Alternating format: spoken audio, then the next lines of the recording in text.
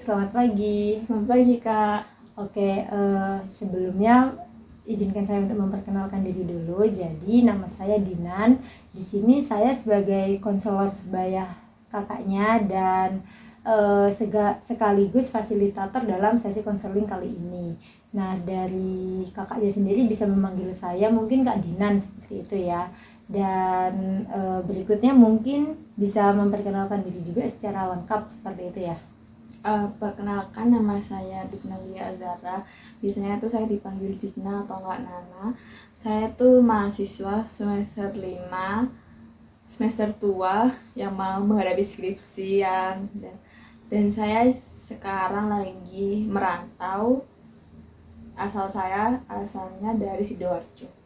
Oke, berarti dengan Kak Nana saja ya saya Iya. memanggilnya. Oke. Dari Kak Nana sendiri kan bilang asalnya dari Sidoarjo dan sekarang di semester 5. Kira-kira ada di jurusan dan di kampus mana nih, Kak? Oh iya, jurusan saya di Bimbingan dan Konseling Universitas Negeri Malang, Kak. Oke, berarti sekarang semester 5 di UM seperti itu ya, Kak. Ya benar. Dari Kak Nana sendiri nih, kira-kira aktivitas seminggu terakhir ini ngapain aja sih? Kalau seminggu terakhir ini saya habiskan sama tugas perkuliahan sih, Kak. Saya tugas perkuliahan, terus kuliah, terus sama kayak rapat rapat organisasi sih, Kak. Oke, berarti akhir-akhir ini Kak Nana disibukkan dengan tugas perkuliahan sama rapat seperti itu ya. Yes. Kak Nana sendiri juga sudah menyebutkan mengikuti organisasi seperti itu. Kira-kira ikut organisasi apa, Kak? Saya mengikuti organisasi Spion Duty, yang dimana itu organisasinya itu ada di lingkup Fakultas FIP UM gitu. Nah, itu tuh organisasinya itu tentang olahraga kayak gitu, dan saya juga di situ tuh baru-baru ini sih semester 5 ini baru join kayak gitu. Oke, berarti kakaknya ada di bidang olahraganya seperti itu dan berarti Kak Nananya sendiri bisa berolahraga seperti itu ya? Sepertinya nggak begitu bisa sih, Kak. Soalnya tuh saya di Spion Duty itu bukan di divisi olahraganya, tapi di divisi kominfonya. Jadi kayak lebih yang ke megang Instagramnya, kayak ngedit tentang hari-hari besarnya, atau kayak bikin konten kayak gitu sih, Kak. Kalau olahraganya mungkin sebenarnya tuh ini fun fact ya, Kak. Sebenarnya tuh saya tuh join ini tuh pengennya tuh masuk ke divisi badminton. Saya tuh dari kecil tuh suka sama badminton. Saya tuh juga sering latihan sama ayah saya kayak gitu. Nah, tapi nggak keterima, jadi keterima di Kominfo kayak gitu sih, Kak. Oke, berarti sebenarnya Kak Nana nih di Kominfo sendiri merupakan divisi ya? Iya. Divisi yang Kak Nana minati juga atau karena kepental dari badmintonnya itu? Sebenarnya dua-duanya sih, Kak. Kepental sama itu sesuai sama minat saya sendiri kayak gitu. Soalnya tuh dulu itu pernah saya ikut kepanitiaan yang dimana itu satu lingkup sama di Kominfo itu. Oke, berarti dari Kak Nananya sendiri ternyata juga memiliki bakat gitu ya dan minat di pengeditan kayak gitu. Sebenarnya bukan bakat sih, Kak. Oke, kira-kira dari Kak Nana sendiri nih, hobi Kak Nana tuh apa sih? Kalau hobi saya sebenarnya banyak ya, Kak. Tapi kalau yang lagi saya tekuni itu, yang paling lama saya tekuni itu membaca buku kayak novel kayak gitu sih, Kak. Oke, berarti Kak Nana suka membaca tapi lebih di novelnya seperti itu. Iya, membaca buku novel. Kira-kira kapan nih, kenapa Kak Nana bisa suka gitu dengan membaca buku? Awalnya tuh saya sukanya itu bukan buku fisiknya, tapi di kayak cerita-cerita tentang di platform online kayak gitu, kayak Wattpad, Twitter kayak gitu. Saya tuh dulunya itu sering banget kayak awalnya tuh iseng kayak nyoba baca di Wattpad kayak gitu, dan saya tuh jadi ketagihan. Dan awalnya tuh saat kayaknya pas SMP tuh saya sempet bikin cerita di Wattpad, cerita fiksi di Wattpad, dan di situ awal mula saya jadi lebih tertarik nih untuk tertarik dalam bidang kayak baca novel itu tadi kayak gitu. Oke, berarti dari Mbak Nananya sendiri nih ternyata suka berimajinasi juga seperti itu ya dalam ceritanya. Iya. Oke, ini ya Mbak Nana tadi bilang suka pernah menulis novel seperti itu. Apakah itu masih berlanjut hingga sekarang atau hanya berhenti di saat itu aja gitu? Kayak udah berhenti sih Kak, soalnya itu kan ceritanya tuh pas SMP, dan di situ kan tau lah kalau misalkan SMP kan kayak misalkan saya cewek terus pasti ceritanya tentang kayak suka sama cowok kayak gitu kan. Nah di situ tuh SMP nyeritain tentang saya suka sama cowok, tapi sekarang udah enggak, soalnya yang cowoknya itu udah kepisah sama saya kayak gitu, jadi saya nggak bisa nerusin soalnya nggak pernah ketemu lagi kayak gitu sih. Oke, berarti itu hanya hobi yang lewat aja menulisnya seperti itu ya. Oke, baik. Dari Mbak Nana sendiri nih, kira-kira sudah sempat melakukan sesi konseling atau belum? Sudah pernah sih Kak. Oke, sudah pernah ya. Berarti mungkin saya akan menjelaskan sedikit saja seperti itu. Jadi di dalam sesi konseling sendiri ada 3 asas seperti itu ya, yaitu asas kerahasiaan, keterbukaan, dan kesukarelaan. Jadi untuk kedepannya Mbak Nana bisa secara lega dan terbuka gitu untuk bercerita kepada saya tanpa takut bahwa permasalahan Mbak Nana ini akan tersebar gitu di luar sesi konseling ini seperti itu. Dan yang kedua, di sini waktu dalam sesi konseling kita mungkin akan berjalan kurang lebih di 20 menitan. Apakah Mbak Nana bersedia? Bersedia. Oke, kalau Mbak Nana bersedia, jadi kita akan melaksanakan sesi konseling ini selama 20 menit sesuai kesepakatan begitu ya Mbak Nana. Dan selama sesi konseling saya mohon izin untuk mencatat poin-poin penting yang Mbak Nana sampaikan seperti itu. Oke, jadi apakah Mbak Nana udah siap untuk bercerita? Insya Allah siap. Oke, sebelum itu untuk proses konseling kali ini kita akan berfokus pada solusi seperti itu ya Mbak Nana. Jadi dari permasalahan Mbak Nana ini kita akan bersama-sama mengeksplorasi kira-kira solusi apa gitu dari situasi yang Mbak Nana alami yang kira-kira cocok gitu dengan permasalahan Mbak Nana ini seperti itu. Baik, dari Mbak Nana sudah siap untuk bercerita juga, jadi Mbak Nana bisa menceritakan gitu permasalahan dari Mbak Nana. Oke, baik. Jadi permasalahan saya tuh sekarang kan semester 5, yang dimana pastinya semester 5 nih kan udah mau semester 6, kayak semester tua, kayak mau lulus gitu kan. Dan kata-kata orang lain tuh sering bilang kalau semakin tua semester itu semakin berat tugasnya, terus kayak pokoknya tugasnya itu semakin berat kayak gitu.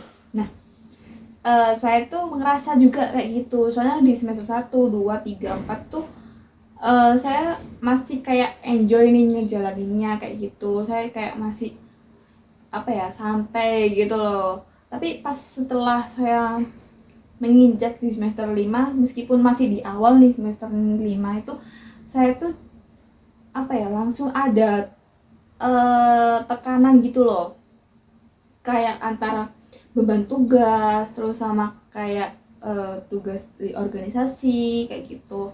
Terus ada juga kayak misalkan tugasnya tuh datang secara bersamaan dan deadline-nya tuh sama juga. Misalkan minggu ini ada tugas di minggu ini tuh dikumpulkan minggu depannya, itu kadang itu ada yang sama gitu tugasnya kayak gitu sih Kak. Jadi saya tuh merasa kayak tertekan banget sama tugasnya. Terus kayak saya tuh sering banget mikirin tugasnya itu tadi, kayak mikirin gimana ya ini nanti tugasnya bisa nggak ya ngerjainnya kayak gitu, nanti kalau salah gimana ya. Terus sampai saya kepikiran, sampai overthinking itu, sampai saya nggak bisa tidur Kak. Sampai di malam hari itu saya nggak bisa tidur dengan nyenyak, yang kadang itu saya selalu bisa tidur nyenyak tapi itu nggak bisa tidur nyenyak gara-gara ada tugas yang selalu datang bersamaan dan deadline-nya juga mepet, kayak hampir sama kayak gitu sih Kak. Oke, berarti Kak Nana ini merasa kewalahan sampai susah tidur, dan karena overthinkingnya sendiri Kak Nana ini jadi merasa seperti beban tugasnya terlalu banyak, dan akhirnya karena terlalu banyak berpikir dulu sebelum mengerjakan tugas, makanya Kak Nana nih jadi menunda tugasnya itu tanpa mengerjakannya seperti itu. Iya kak, saya jadi sering menunda tugasnya sih kak. Soalnya kan kenapa ya? Saya tuh mikir lama banget terus sampai saya nggak jadi ngerjain tugas kayak gitu. Oke, dari sesi konseling kali ini nih, kira-kira kalau ada perubahan kecil yang terjadi dalam diri Kak Nana, kira-kira Kak Nana ingin perubahan seperti apa gitu yang Kak Nana harapkan? Mungkin perubahan yang ingin saya harapkan itu saya jadi pengennya tuh saya nggak mikirin overthinkingnya tuh yang lama-lama banget, yang nggak overthinking terus gitu loh. Terus apa ya, saya jadi mungkin saya ingin bisa langsung mengerjakan tugas itu secara tepat waktu tanpa mikirin hal yang nggak penting, hal yang enggak kayak gitu sih kak. Oke, sebelumnya kan Kak Nana tadi juga sudah menjelaskan bahwa terlalu sering kewalahan dengan beban tugasnya dan merasa overthinking ya. Dari Kak Nana sendiri bisa apa ya? Coba ceritakan lebih jelasnya, seperti lebih detailnya. Kira-kira seperti apa sih? Kenapa hal itu membuat Kak Nana kelelahan dan merasa overthinking? Kayaknya itu ada misalkan nih ya kak ya, ada tugas yang misalkan minggu di hari Senin itu tugasnya dikasih hari Senin, terus dikumpulkan tenggatnya itu besoknya. Terus pas hari Selasa itu juga ada tugas yang deadline-nya itu juga misal besoknya lagi ya gitu. Nah, ada juga satu matkul yang membuat saya tuh merasa lebih berat daripada semester-semester yang lalu, lebih berat dari mata kuliah yang lain. Itu membuat saya langsung kayak apa ya, kayak capek banget gitu loh, capek pikiran saya, capek mental saya kayak gitu. Terus kalau misalkan ada tugas yang deadline-nya bersamaan itu, saya tuh mikir overthinking gitu loh, kayak apa namanya, sampai nggak bisa tidur. Yang biasanya tuh saya tidurnya tuh jam 10, jam setengah 11 itu, sampai gara-gara overthinking itu saya jadi tidurnya tuh mungkin bisa sampai jam 12, jam 1 kayak gitu sih. Soalnya tuh saya nggak, padahal tuh saya nggak pernah ya kayak bergadang kayak gitu, tapi gara-gara saya mikirin tugas yang banyak banget, yang deadline-nya tuh numpuk kayak gitu tuh, saya langsung kayak nggak bisa tidur nih, jadi kayak gitu, jadi nggak produktif ya. Oke, berarti permasalahan dari tugas-tugas Mbak Nana sendiri ini yang membuat Mbak Nana tuh jadi waktu tidurnya ini berantakan seperti itu ya, dan tidak kondusif seperti biasanya seperti itu. Nah, dari hal tersebut kira-kira selain karena kekurangan tidur, hal apa yang membuat Mbak Nana tuh merasa kewalahan dengan tugas-tugas tersebut? Mungkin kalau itu tuh dari ini ya kak, dari overthinkingnya saya ya. Kayak saya tuh kan sering, saking keseringan overthinking, jadi membuat saya tuh kayak capek sendiri nih, kayak jadi kayak pikiran saya tuh kayak apa ya, numpuk gitu loh. Kayak padahal itu pikiran, sebenarnya tuh pikirannya nggak harus saya pikirkan gitu loh. Jadi kayak pikiran saya numpuk, jadi bikin saya capek mental, terus kayak capek di fisik saya. Kayak saya tuh kebanyakan overthinking itu malah jadi nggak produktif itu, jadi nggak bisa ngerjain tugas secara baik dan benar. Soalnya saya kayak kepikiran nih, jadi nggak fokus kayak gitu. Oke, berarti selain karena beban tugas juga karena overthinking yang Mbak Nana alami seperti yang Mbak Nana katakan tadi. Dan dari apa ya, permasalahan Mbak Nana ini kira-kira biasanya siapa gitu yang terlibat, atau pengaruh dari siapa gitu dalam situasi yang Mbak Nana alami saat ini? Kalau yang terlibat mungkin diri saya sendiri sih kak. Soalnya kalau dari orang lain tuh enggak sih. Soalnya mungkin dari diri saya sendiri, soalnya kan diri saya sendiri kan sering banget yang overthinking itu tadi itu, jadi membuat saya tuh merasa terbebani sendiri, yang padahal mungkin teman-teman lain itu yang nggak kayak saya kayak gitu. Oke, berarti setelah apa ya, karena tidak ada faktor lain atau memang pure dari internal Mbak Nana sendiri, kira-kira kondisi Mbak Nana yang menunda tugas ini itu sering terjadi pada saat kapan? Apakah pada saat tenggat waktu mau selesai atau pada saat tugas pertama kali diberikan seperti itu? Mungkin saat pertama kali tugas diberikan, misalkan di hari Senin itu ada tugas tenggatnya Selasa. Nah itu tuh langsung saya pikirin, duh bisa nggak ya ngerjainnya, kayak gimana, nanti kalau salah gimana, nanti kalau nggak tepat gimana, bisa nggak ya, pokoknya gitu. Kalau kalau yang yang mendekati tenggat itu enggak sih, soalnya saya selalu mikir dari awal sampai akhir kayak gitu. Jadi saya tuh antara tugas itu selesai sama enggak itu masih saya pikirin kayak gitu. Berarti Mbak Nana nih ketika tugas pertama kali diberikan itu Mbak Nana sudah memikirkannya seperti itu. Dan kira-kira Mbak Nana merasa tugas ini paling berat saat Mbak Nana berada di mana?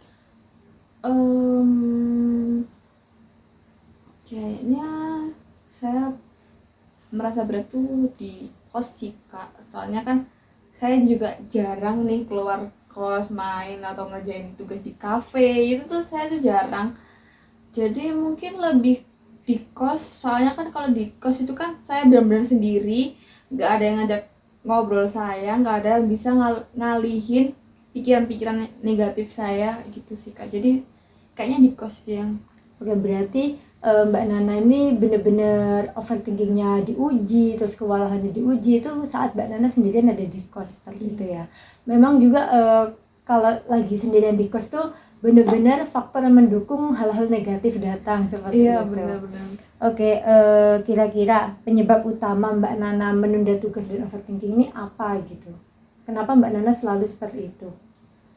Mungkin bisa dibilang saya nih orangnya perfeksionis ya Kak, tapi kadang-kadang saya juga enggak sih, tapi kebanyakan saya tuh orangnya tuh perfeksionis. Saya tuh pengennya tuh tugas itu selesai tepat waktu dan benar, kayak tugasnya tuh bener di mata yang ngasih dosen gitu kan. Jadi saya mungkin itu sih yang jadi penyebab saya kayak gitu. Oke, berarti karena sifat terlalu perfeksionis atau hasil yang Mbak Nana kerjakan ini harus bagus seperti itu yang membuat Mbak Nana selalu menunda tugasnya Mbak Nana seperti itu. Nah, kira-kira dari Mbak Nana sendiri nih, dari skala, kalau dijadikan skala gitu ya permasalahan Mbak Nana dari 1 sampai 10, dan 1 itu berarti Mbak Nana benar-benar merasa kewalahan, dan 10 itu Mbak Nana merasa mampu gitu untuk mengerjakan tugas. Mbak Nana merasa situasi Mbak Nana sekarang itu ada di angka berapa? Kayaknya di angka 4 ya Kak. Oke, Mbak Nana memilih angka 4. Kira-kira kenapa nih Mbak Nana memilih angka 4 dan hal positif apa yang masih bisa Mbak Nana pilih di angka itu? Mungkin saya milih angka 4 itu karena saya tuh terkadang masih bisa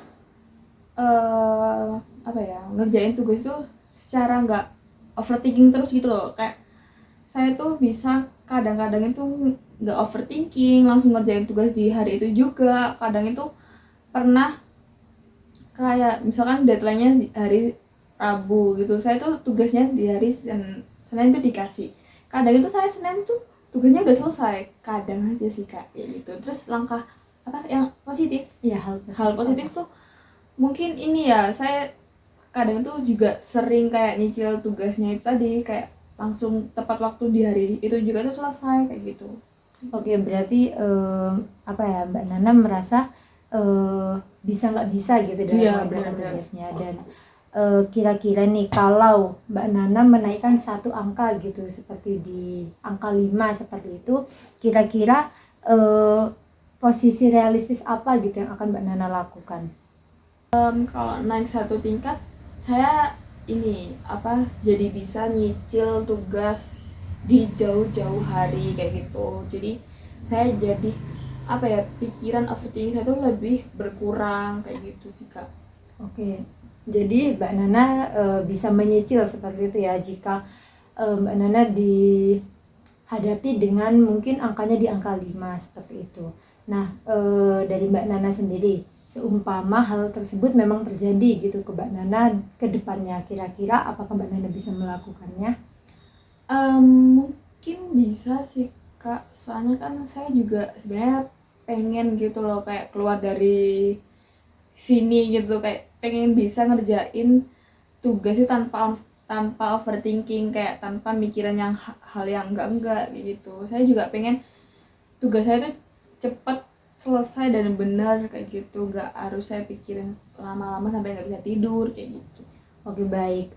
Jadi seumpama Mbak Nana coba bayangkan gitu ya, pada malam ini nanti mungkin setelah Mbak Nana tidur, bangun-bangun itu di esok paginya ada sebuah keajaiban gitu, dan ternyata masalah dari kewalahannya Mbak Nana, terus overthinkingnya Mbak Nana, dan menunda tugasnya Mbak Nana itu bisa Mbak Nana atasi gitu atau menghilang seperti itu. Apa yang pertama kali akan Mbak Nana sadari berbeda gitu dari saat Mbak Nana bangun tersebut?